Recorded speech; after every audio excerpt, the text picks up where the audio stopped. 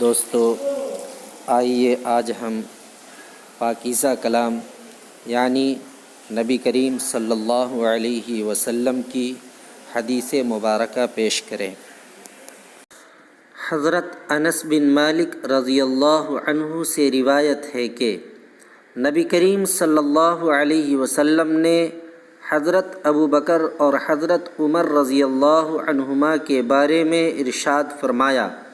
یہ دونوں نبیوں اور رسولوں کے علاوہ اگلے اور پچھلے ادھیڑ عمر کے جنتیوں کے سردار ہوں گے۔ حضرت ابو سعید خدری رضی اللہ عنہ سے روایت ہے کہ نبی کریم صلی اللہ علیہ وسلم نے ارشاد فرمایا، میرے صحابہ کو برا بھلا مت کہو، تم میں سے اگر کوئی شخص احد پہاڑ کے برابر بھی سونا خرچ کر دے تو وہ ان کے ایک مد یا اس کے نصف کو بھی نہیں پا سکتا۔ حضرت ثعبان رضی اللہ عنہ سے روایت ہے کہ نبی کریم صلی اللہ علیہ وسلم نے ارشاد فرمایا، میری امت میں ہمیشہ ایک ایسی جماعت رہے گی جو حق پر قائم رہے گی اور ان کو ان لوگوں سے کوئی نقصان نہیں پہنچے گا جو ان کا ساتھ چھوڑ دیں گے، یہاں تک کہ اللہ کا فیصلہ آ جائے اور وہ اسی حالت میں ہوں۔ حضرت ابی بن کعب رضی اللہ عنہ سے روایت ہے کہ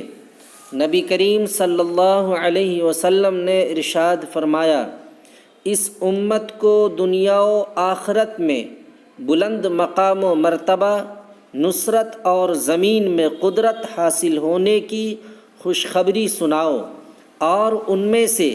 جس شخص نے آخرت کے عمل کو دنیا حاصل کرنے کے لیے کیا تو اس کا آخرت میں کوئی حصہ نہیں۔ حضرت عبداللہ بن عمر رضی اللہ عنہما سے روایت ہے کہ نبی کریم صلی اللہ علیہ وسلم نے ارشاد فرمایا،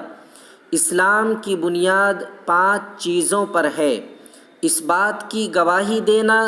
کہ اللہ کے سوا کوئی معبود نہیں اور محمد صلی اللہ علیہ وسلم اس کے بندے اور رسول ہیں، نماز قائم کرنا، زکوٰۃ دینا، حج بیت اللہ کرنا اور رمضان کے روزے رکھنا۔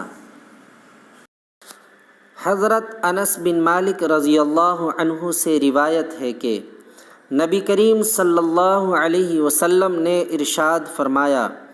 میری امت کی مثال اس بارش کی طرح ہے جس کے اول اور آخر کے بارے میں نہیں معلوم کہ کون سا بہتر ہے۔ حضرت عبداللہ بن مسعود رضی اللہ عنہ سے روایت ہے کہ نبی کریم صلی اللہ علیہ وسلم نے ارشاد فرمایا، انسان اس شخص کے ساتھ ہوگا جس سے اس کو محبت ہے۔